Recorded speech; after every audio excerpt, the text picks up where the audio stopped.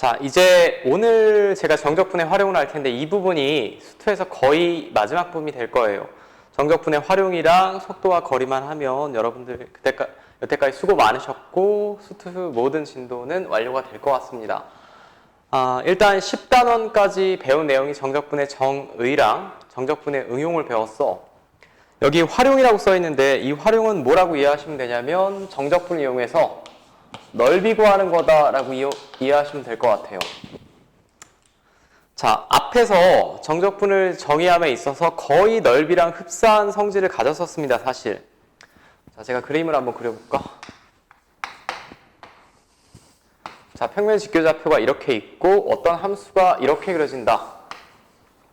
자, 아마 제가 그린 모양의 그림은 우리가 일반적으로 3차 함수가 이런 모양으로 그려지지. 미분을 하면 그 점에서 순간적인 변화율, 접선의 기울기가 나오는 거고, 적분은 뭐였냐? 적분에 관한 자세한 아이디어와 증명은 미적분 시간에 배운다라고 했어요. 이 중에 이제 가형 수능을 보실 분들만 선택 과목으로 있고 교육 과정이 좀 바뀌었죠. 자, A부터 B까지. 자, 기호는 이렇게 쓰죠. 인티그럴 A부터 B까지 fx dx. 자, 얘가 뭐가 나오냐라고 하면 이 부분의 넓이 나왔었지? 이 부분의 넓이. 자, 정적분을 하시면 왜 나오는지에 대해서는 우리가 깊이 고민하지 않았어. 일단 현재로서는 넓이가 나온다더라. 근데 문제가 하나 있습니다. 정확하게 넓이라고 쓸 수는 없죠. 정확하게 넓이라고 쓸 수는 없고, 만약에 fx 그래프가 x축 아래쪽에 쳐져 있으면 A부터 B까지 정적분하면, 자, 제가 그림을 한번 그려볼게. 이번 fx가 이렇게 돼 있다. 근데 이런 함수를 A부터 B까지 fx dx를 하면 여기서부터 여기까지 이 넓이가 나와? 아니면 넓이에 마이너스 부호를 붙여준 게 나와? 넓이에 마이너스 부호를 붙여준 게 나온다라고 했죠. 항상 x축 기준이에요. 우리가 뭐 나중에 경제학 같은 걸 배우지 않는 이상 x축 기준으로 여기서부터 여기까지 정적분하면 x축 위로 올라와 있는 부분은 넓이가 나오고 x축 아래쪽으로 쳐져 있는 부분은 마이너스 부호를 붙여준 넓이가 나온다라고 이해하시는 게 제일 좋을 것 같아. 자, 여기까지 문제 없니? 그럼 여기서 x축의 위치가 참 중요합니다. x축의 위치가 참 중요해요. 자, 이건 뭐 앞에 정적분이랑 거의 똑같고, 근데 모든 함수가 x축 위에 일정하게 떠 있거나 일정하게 아래로 있진 않지. 일정 부분은 x축 위에 있거나 일정 부분은 x축 아래쪽에 있을 거야. 뭐 예를 들면 이런 형태의 함수죠.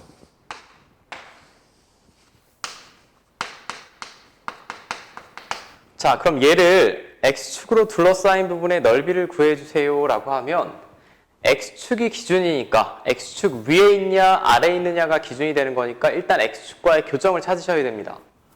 자, 교점을 제가 편의상 A, C, B라고 할게요.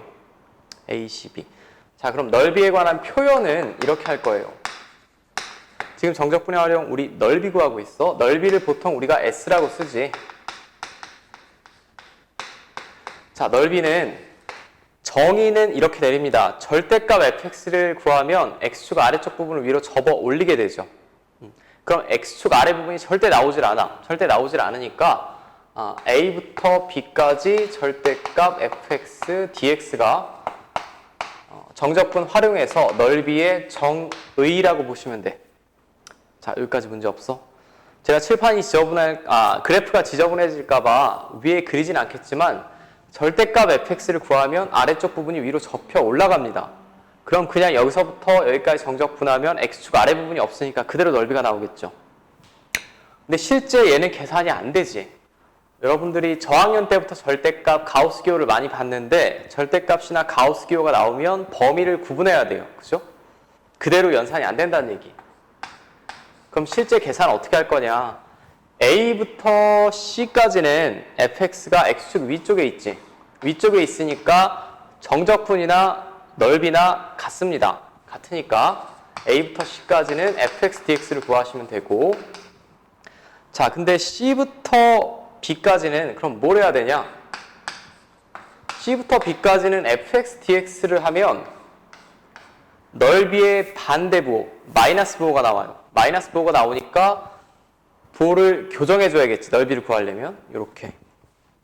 혹은 저 그래프를 x축 대칭 이동한다라고 보셔도 될 것 같고요. 자, 이게 실제 우리가 넓이를 구할 때 계산에 쓰이는 계산식입니다. 자, 다 이렇게 계산하겠지. 그럼 포인트는 뭐야? 넓이를 구함에 있어서 교점을 구하셔야 돼. 먼저 기준이 되는 축과의 교점을 구하셔야 되고, 일반적으로 대부분의 문제에서는 우리 기준이 되는 축은 당연히 x축이 되겠죠. 자, 이제 하나 했습니다. fx 그래프 하나 있을 때 x축과의 위치를 구분하신 후에 적분 구간을 설정하고 적분을 하시면 그대로 넓이가 나온다라는 게 첫 번째고요. 자, 제가 다음 영상에서 필수 예제들은 다뤄볼 테고, 이제 여러분들 책으로 보면 315페이지에 교육과정 외 내용이라고 나와 있어요. 315페이지에.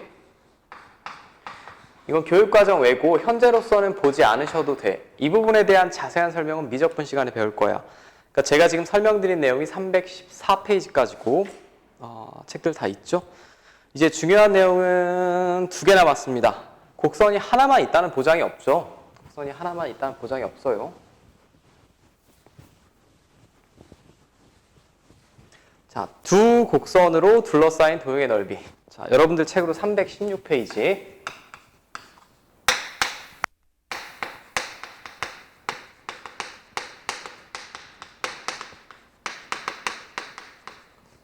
자, 두 곡선으로 둘러싸인 부분의 넓이인데, 사실 정확하게 표현하면 두 곡선과 x는 a, x는 b로 둘러싸인 부분의 넓이야. 자, 곡선 2개를 제가 그릴 텐데, 그림을 좀 편안하게 그리기 위해서 위쪽에 한번 먼저 그려보겠습니다. y는 fx가 이렇게 그려진대. 어떤 함수든 상관이 없죠. 자, 그리고 x는 a, x는 b 이렇게 와 있으면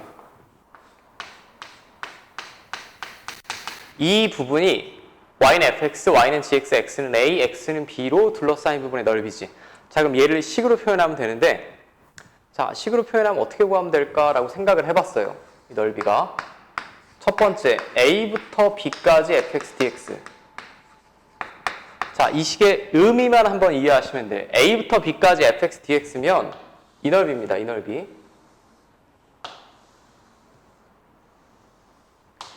맞죠? 이 넓이. 근데 나는 이 넓이만 구하고 싶어. 뭘 빼면 될까? 이 부분 빼면 되겠죠. 이 부분의 넓이가 이거 아닌가? 자, 여기까지 문제 없어요? 이 부분의 넓이가 이거잖아. 그럼 주황색 테두리 친 부분에서 노란색을 빼면 내가 구하고 싶은 흰색 영역의 넓이 나오지. 자, 이제 최대한 이쁘게 써볼게. 이 둘은 지금 적분 구간이 a부터 b까지 똑같으니까 인티그럴 a부터 b까지 fx 마이너스 gx dx. 자, 이게 실제 우리가 계산할 때 쓰는 식이 이렇게 될 것 같아. 자, 간단하죠? 어렵지 않습니다. 어렵지 않은데 제가 그럼 이런 의구심이 들 수도 있을 거예요. 얘네는 둘 다 x축 위쪽에 있잖아요. 하나는 x축 위고 하나는 아래쪽에 있으면 어떡하나요? 혹은 둘 다 x축 아래쪽에 있으면 어떡하나요? 라고 생각하실 수 있을 거예요. 제가 그럼 다음 그림을 한번 생각을 해볼게. 자, 이번엔 두 함수가 이렇게 그려졌다라고 해봅시다. 하나가 여기 fx, gx가 여기. 자, 그 다음에 a, b. 자, 이 부분의 넓이를 구하고 싶어. 이 부분의 넓이. 지금 방금 했는데 모두 x축 위에 있다라고 하면 결국 적분 구간을 설정을 하고 위쪽에 있는 함수에서 아래쪽에 있는 함수를 빼고 정적분하면 끝이지. 그게 넓이 구하는 거잖아. 자, 근데 x축 아래 둘 다 쳐져 있으면 어떡하냐? 자, 평행이동을 한번 생각해 볼게요.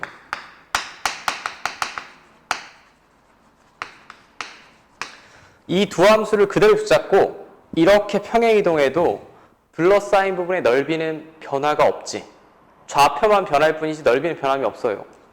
이런 도형이 있을 때 이걸 그대로 이렇게 평행이동해도 도형의 모양새는 똑같잖아. 자, 그럼 얘를 각각 제가 평행이동을 했다라고 해볼게. 똑같이. 얘는 fx를 k만큼 평행이동한 거고, 자, 그림을 애초에 제가 좀 바보같이 그렸네. 얘는 gx를 k만큼 평행이동했다라고 할게요. 그림은 좀 왜곡이 있을 것 같아요. 자, 이 넓이나 이 넓이나 같아야 될까 달라야 될까? 당연히 같아야지. y축 위로 이렇게 올렸으니까. 그럼 나는 이 넓이를 구함에 있어서 얘를 구해도 상관이 없겠죠. 근데 얘를 구하는 건 방금 했어. 둘 다 x축이 이쪽에 있으면 어떻게 구한다고? 인티그럴 a부터 b까지 위에 있는 애에서 아래에 있는 애 빼고 정적분 하시면 되죠. 근데 위에 있는 거에서 아래에 있는 걸 빼는 순간 k는 없어집니다.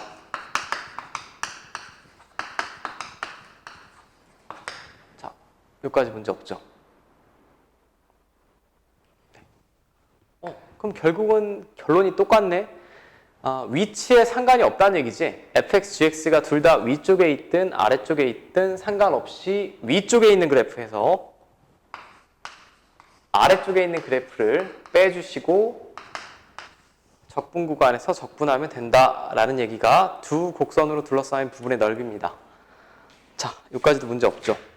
그럼 제가 순서를 한번 적어드릴게. 아직 마음속 깊이 와닿진 않을 테니. 여기서는 지금 편의상 두 곡선이라고 써 있는데 하나가 직선이어도 상관없습니다. 하나가 직선이어도 상관이 없고 순서는 항상 똑같아요. 먼저는 두 곡선의 교점을 구하셔야 돼. 두 곡선의 교점 혹은 적분 구간이 주어진 경우에는 안 구하셔도 되겠죠.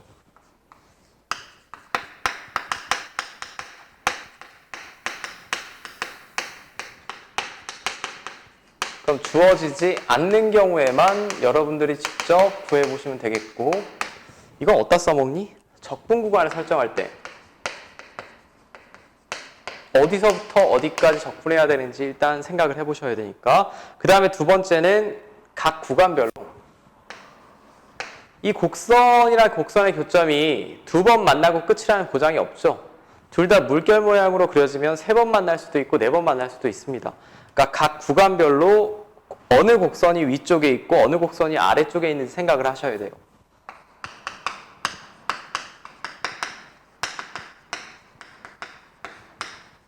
각 구간별 위치 확인. 얘는 어느 곡선이 위에 있고 어느 곡선이 아래에 있는지 확인해 달라는 얘기.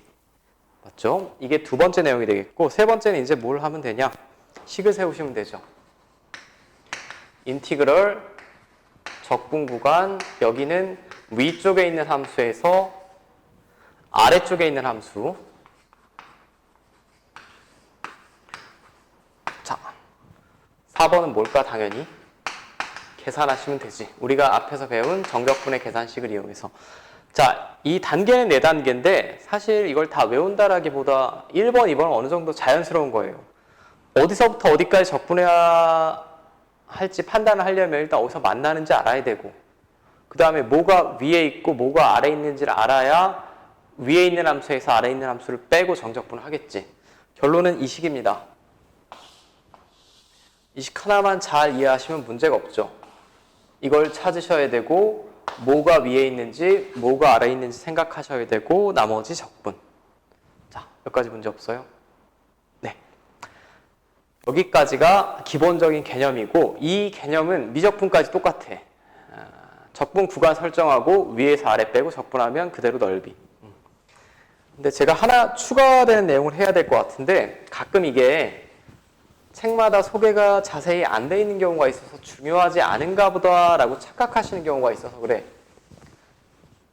자, 얘는 선택이 아니라 필수입니다. 필수고요. 뭐가 필수냐? 2차 함수와 넓이. 2차 함수.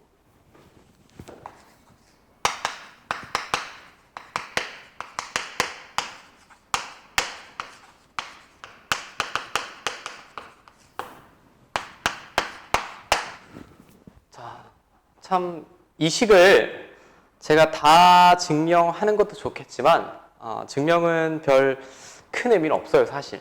증명은 큰 의미는 없고 얘는 어때 쓰는 거냐? 계산의 편의성을 위해 쓴다라고 보시면 될 것 같아요.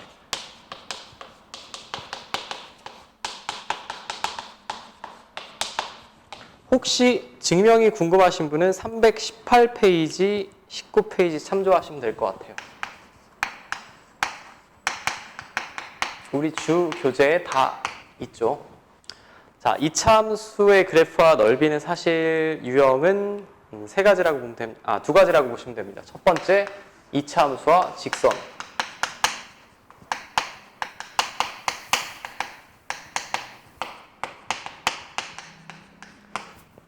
자, 이차함수와 직선으로 둘러싸인 부분의 넓이는 여기서 직선은 x축도 포함입니다. 당연히 x축도 직선이지. 자, 이차함수가 위로 볼록이든 아래로 볼록이든 상관이 없어요. 무조건 성립하는 식이 되겠고 이차함수가 이렇게 있다라고 해볼게. 자, 일단은 만나야 둘러싸인 부분의 넓이가 나오지 않을까? 자, 이게 둘러싸인 부분의 넓이야. 그럼 당연히 이 넓이를 구하려면 교점 x좌표 알아야 됩니다.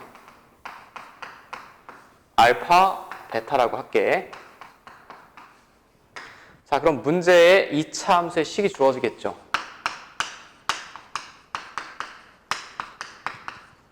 그 다음에 직선의 식도 주어질 거예요.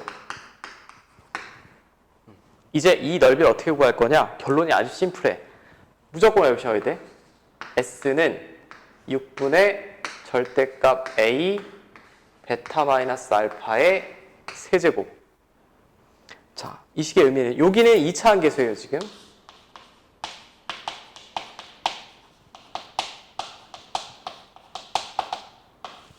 자, 여기는 교점의 x좌표의 차.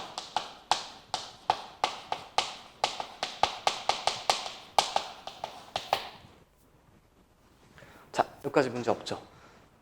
이 식이 보여주는 건 교점의 x좌표랑 2차항의 개수만 알면 그대로 직선과 2차 함수로 둘러싸인 이런 모양의 넓이는 바로 구할 수 있다는 거. 이 식이 왜 유용하냐? 만약에 얘를 적분 이용해서 구하잖아. 그럼 위에 있는 식에서 아래에 있는 식 빼고 또 적분을 해야 되고 밑끝 집어넣은 거에서 아래끝 집어넣은 거 빼야 됩니다. 계산이 훨씬 복잡해요. 2차 함수만 되는 거야. 2차 함수랑 직선에서는 이 첫 번째 공식을 외워주시고. 자, 근데 공식이 하나 더 있는데 얘랑 형태가 거의 똑같아. 두 번째는 둘 다 2차 함수다. 2차 함수와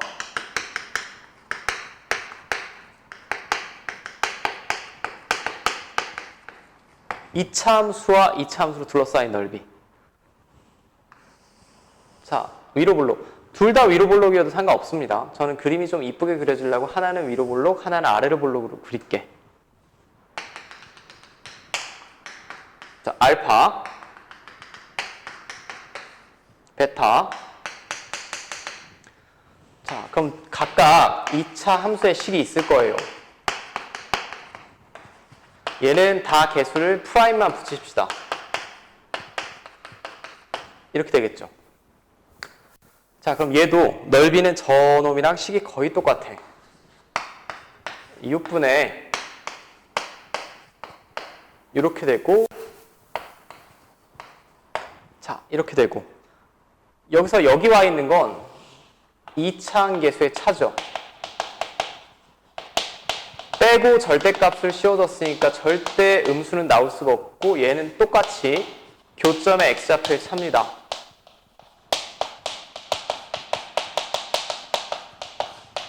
자, 여기까지 문제 없어?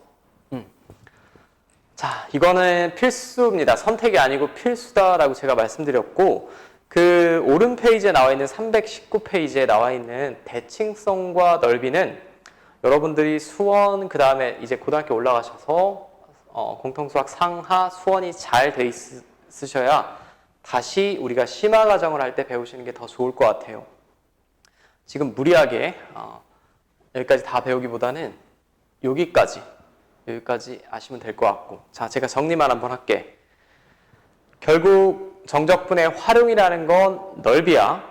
넓이인데 fx가 x축 위쪽에 있으면 정적분이나 넓이나 같고 fx가 x축 아래쪽에 있으면 정적분은 넓이의 반대부, 즉 음수가 나온다라는 거. 자, 그 다음에 두 곡선으로 둘러싸인 부분의 넓이는 위에 있는 거에서 아래에 있는 거 빼고 적분 구간 설정하고 적분하면 끝. 그 다음에 우리가 2차, 3차, 4차 함수까지 다루는데 3차, 4차는 공식 없습니다. 사실 있긴 있는데 공식을 외우는 것 자체가 더 힘들어요. 2차 함수만 좀 외우셨으면 좋겠어. 2차 함수. 결국 2차 계수랑 교점의 x좌표만 알면 둘러싸인 부분의 넓이를 간단하게 구할 수 있다라는 거. 증명은 혹시 너무 궁금하신 분은 318페이지를 참조해달라고 했고 사실 증명은 별 의미 없습니다. 그냥 외우셔도 좋아. 외우셔도 좋고. 자, 여기까지가 일단 정적분의 활용 개념을 제가 설명드렸고 그래도 문제마다 조금씩 쓰이는 그런 것들이 좀 다르죠. 그건 이제 다음 강의로 제가 살펴볼게요. 수고하셨습니다.